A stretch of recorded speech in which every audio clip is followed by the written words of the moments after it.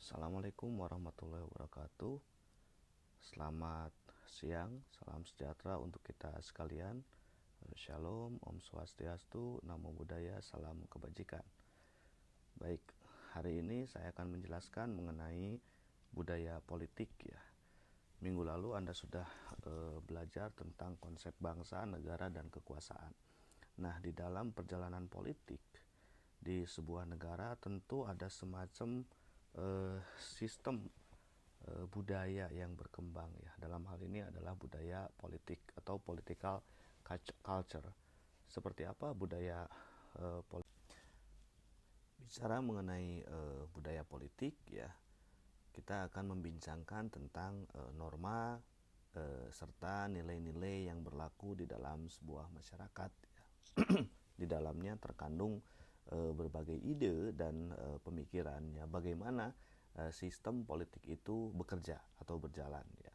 Dan tentu karena budaya itu akan terkait dengan kebiasaan ya yang berkembang di dalam suatu masyarakat, maka bisa dipastikan ya budaya politik yang berkembang di satu negara dengan negara yang lain itu memiliki perbedaan.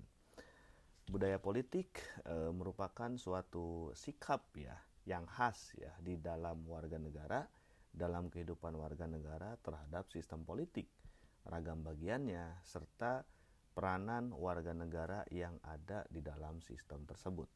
Di dalamnya terjadi suatu proses distribusi pola-pola orientasi khusus menuju tujuan politik yang dicita-citakan. Berangkat dari pointer-pointer tadi, maka secara umum budaya politik dapat diartikan sebagai suatu sistem kepercayaan empirik, simbol-simbol ekspresif, dan nilai-nilai yang menegaskan suatu situasi di mana tindakan politik itu dilakukan. Jadi budaya akan sangat terikat dengan satu sistem nilai ya, sistem nilai, simbol-simbol yang mendudukkan ya di mana tindakan politik itu dilakukan dalam suatu situasi. Gabriel Almond dan Sidney Verba ya mengungkap bahwa terdapat 3 budaya politik yang dominan ya terdapat di tengah individu, yakni suatu kecenderungan individu di dalam suatu sistem politik. Nah, tipe-tipe budaya politik yang berkembang di dalam masyarakat ya terbagi menjadi budaya politik parokial, budaya politik subjek, dan budaya politik partisipan. Nah, masing-masing tipologi budaya politik ini dilihat daripada kuat atau tidaknya keterikatan individu terhadap sistem politik. Budaya politik parokial misalnya, keterikatan individu terhadap sistem politik itu sangat lemah dan cenderung individu itu menghamba terhadap jalannya sistem politik. Selanjutnya, di tingkatan kedua ada tipe budaya politik subjek ya, di mana ikatan individu terhadap sistem politiknya lebih tinggi, lebih kuat ya. Akan tetapi individu tidak mau melibatkan secara aktif terhadap sistem politik. Secara knowledge dia sudah mengetahui dan memahami bagaimana sistem politik bekerja, bagaimana seharusnya sistem politik berjalan, akan tetapi dia enggan melibatkan diri secara aktif dan memilih untuk pasif terhadap sistem politik.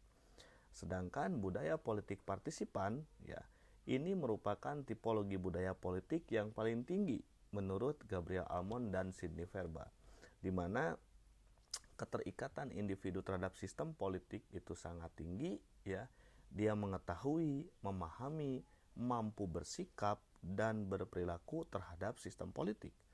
Ya, dia aktif merespon terhadap gejala-gejala politik. Dia aktif memberikan masukan bahkan mengkritisi ya keberjalanan sistem politik, terutama ketika terjadi ketidaksesuaian. Itu ya. Nah, namun demikian, budaya politik yang berkembang di dalam sebuah negara itu bersifat proporsional ya. Karena dalam kenyataannya tidaklah berjalan mulus gitu. Tidak ada berjalan satu budaya politik saja yang berlaku atau berkembang di dalam sebuah negara, namun merupakan campuran. Yang membedakan adalah persentase atau dominansi tipologi budaya politik yang berkembang. Yang paling besar yang mana? Apakah lebih cenderung ke budaya politik partisipan, budaya politik subjek, ataupun budaya politik parokial gitu ya.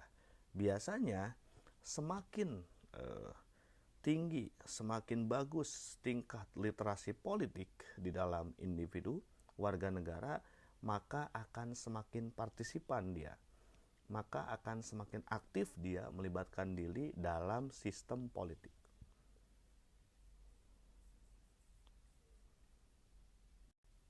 Berdasarkan objek politiknya, maka budaya politik memiliki 3 komponen, ya. Mulai dari komponen kognitif, afektif, dan evaluatif. Komponen kognitif merupakan pengetahuan tentang dan kepercayaan pada politik, peranan, dan segala kewajibannya, serta output dan inputnya. Sedangkan komponen afektif ya lebih mengarah pada sikap. Yakni merupakan perasaan terhadap sistem politik.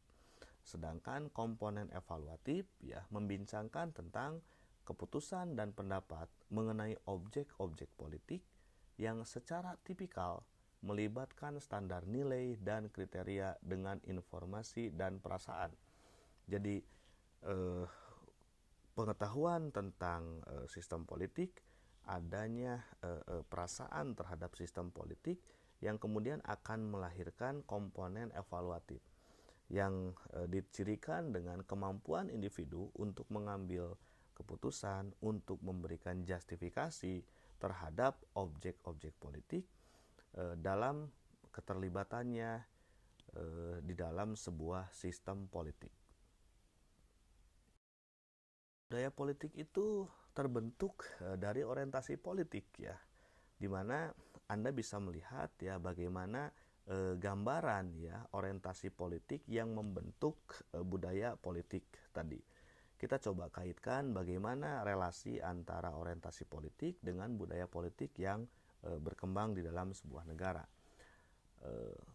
Orientasi politik yang berdimensi kognitif pada umumnya melahirkan tipologi budaya politik parokial. Sedangkan orientasi politik afektif ya, dia melahirkan budaya politik subjek. Dan budaya orientasi politik evaluatif pada umumnya melahirkan budaya politik partisipan. Ini berangkat dari bagaimana keterikatan individu terhadap sistem politik didasarkan pada pengetahuan, kemudian sikap atau perasaan terhadap sistem politik, dan kemampuan untuk mengambil kebijakan atau keputusan pada objek-objek politik. Nah, semakin tinggi ya tingkat keterikatan individu terhadap sistem politik, maka komponen yang dominan itu akan lebih mengarah pada komponen evaluatif dan terbangunnya budaya politik partisipan. Selanjutnya, bagaimana mengenai budaya politik di Indonesia ya? Agak sedikit berbeda dengan apa yang disampaikan oleh Gabriel Almond dan Sydney Verba ya. Dalam melihat budaya politik yang berkembang di Indonesia, saya menggunakan perspektif Kunto Wijaya dan Nurholis Madjid. Nah, Kunto Wijaya dan Nurholis Madjid membagi ya budaya politik yang berkembang di Indonesia itu menjadi 2. Dilihat dari bagaimana sikap ya dan perilaku dia terhadap kekuasaan. Yang pertama, budaya politik berkembang di Indonesia adalah budaya politik afirmatif. Dia cenderung pengukuh terhadap kekuasaan. Sedangkan yang kedua adalah budaya politik kritikal, ya, yang lebih cenderung pemawas terhadap kekuasaan. Kunto Wijaya dan Nurholis Madjid ini melihat budaya politik yang berkembang di Indonesia berdasarkan pada aspek kewilayahan, di mana masyarakat itu tinggal. Budaya politik afirmatif atau penghambat terhadap kekuasaan umumnya tinggal atau hidup ya di dalam masyarakat yang tinggal di wilayah pedalaman. Sedangkan budaya politik kritikal ya pada umumnya tumbuh di masyarakat pesisir. Ya, tentu masing-masing budaya ini memiliki corak ya. Misalnya saja budaya politik afirmatif itu lebih cenderung menunjukkan tradisi feodalistik ya, yang menghamba terhadap kekuasaan, sangat kooperatif terhadap kekuasaan, dan tidak mengambil sikap kritis terhadap jalannya kekuasaan. Sedangkan budaya politik kritikal ya, dia melahirkan satu tradisi yang demokratis ya. Karena apa? Karena dia mempelajari, kemudian mengkritisi, bahkan ya mengkritisi jalannya kekuasaan gitu ya. Nah, masing-masing budaya ini tentu menentukan corak ya, corak kehidupan politik yang kemudian terjadi di dalam keseharian masyarakat.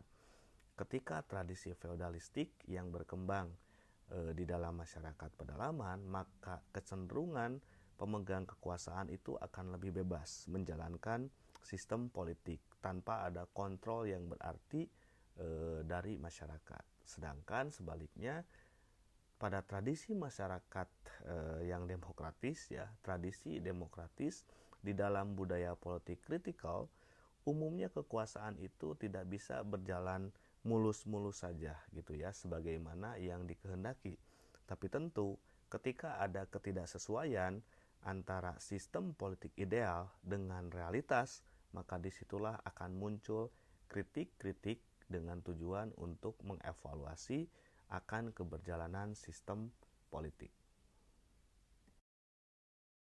Dalam membangun budaya politik ya, diperlukan adanya satu proses edukasi ya, atau apa yang disebut dengan sosialisasi politik yang di dalamnya terkandung pendidikan politik.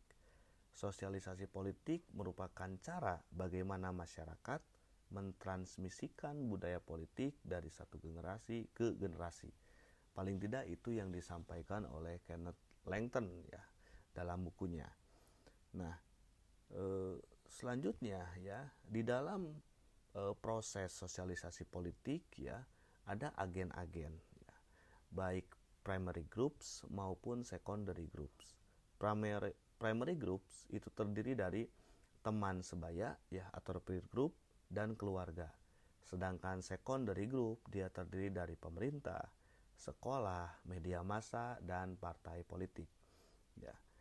Kenapa dibagi menjadi primary groups dan secondary groups? Dia dilihat daripada efektivitas dari proses sosialisasi politik yang terjadi ya. Keterikatan antar individu ya di dalam lingkungan pergaulan atau teman sebaya itu akan lebih kuat dibandingkan dengan keterikatan individu dengan individu yang lain dalam hubungannya pemerintah dengan masyarakat secara vertikal. Pun di lingkungan keluarga ada ayah, ibu, adik, kakak ya, ada seluruh anggota keluarga di sana. Tentu interaksi yang terbangun itu lebih dominan dan lebih kental gitu ya. Nah, melihat realitas demikian, maka proses sosialisasi politik akan berlangsung lebih efektif dibandingkan dengan yang secondary groups. Sekalipun ada nilai-nilai bahkan informasi yang disampaikan gitu ya. Nah, dalam prosesnya sosialisasi politik itu bisa terjadi, bisa dilakukan melalui 3 cara. Yang pertama adalah melalui proses imitasi dengan keteladanan, kemudian yang kedua adalah dengan cara instruksi ya, melalui indoktrinasi dengan jalan kekuasaan. Umumnya ini digunakan oleh pemerintah atau negara ya, karena dia yang memiliki kewenangan, yang memiliki mandat untuk menjalankan kekuasaan. Nah, sedangkan motivasi lebih kepada bagaimana melihat lingkungan ya, berangkat dari faktor eksternal dan internal, kemudian tumbuh keinginan untuk melibatkan diri dalam sistem politik.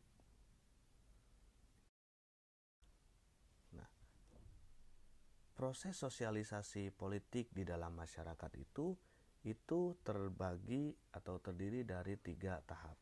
Mulai dari memberikan pengetahuan mengenai demokrasi, ya, kemudian pada akhirnya yang diberikan informasi tersebut melakukan demokrasi, dan pada akhirnya terbangun sebuah budaya yang demokratis.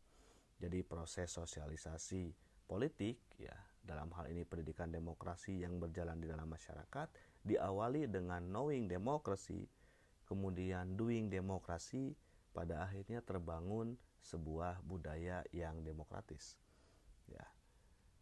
Nah, ini semua bertujuan untuk membangun atau menciptakan warga negara yang beradab, cerdas, partisipatif, dan bertanggung jawab. Melalui apa? Melalui upaya-upaya pemecahan problem-problem sosial yang dihadapi, ya, di dalamnya terkandung ide, nilai, konsep, prinsip, instrumentasi, bahkan bagaimana demokrasi itu bekerja. Itu ya.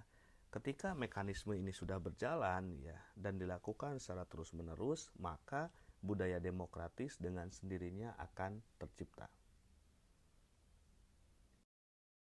Nah, pentingnya budaya politik, ya, itu berkembang di dalam satu komunitas masyarakat karena tujuan hidup manusia pada hakikatnya adalah mengabdi, membantu, dan memberikan pelayanan bagi masyarakat untuk perbaikan mutu kehidupan.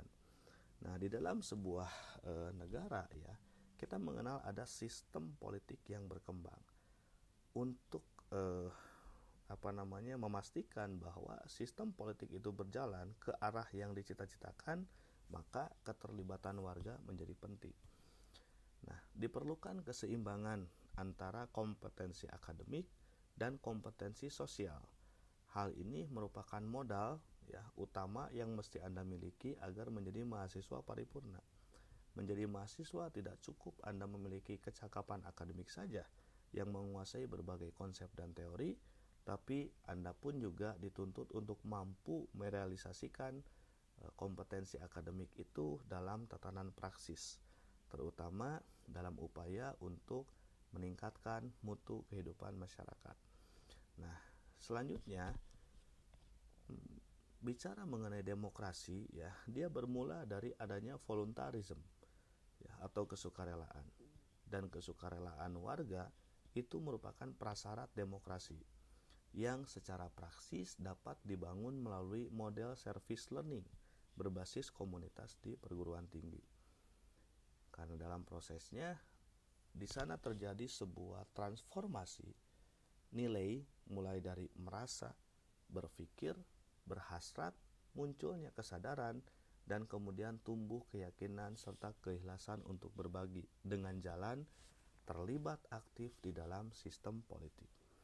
Oleh karena itu, perguruan tinggi harus mampu berfungsi sebagai sarana political empowerment, terutama dalam merangsang mahasiswa sebagai inquiry sustainer.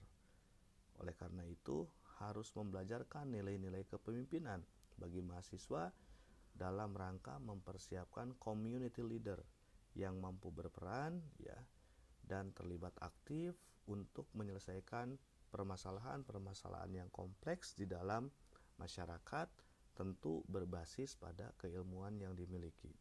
Dengan jalan ini, maka bisa kita pastikan sistem politik itu berjalan sebagaimana yang diharapkan, sebagaimana yang dicita-citakan. Akhirnya tidak ada distorsi, tidak ada gap antara das Holland, harapan, dan das Sein, realitas. Demikian kiranya dari saya penjelasan mengenai budaya politik. Selamat siang. Assalamualaikum warahmatullahi wabarakatuh.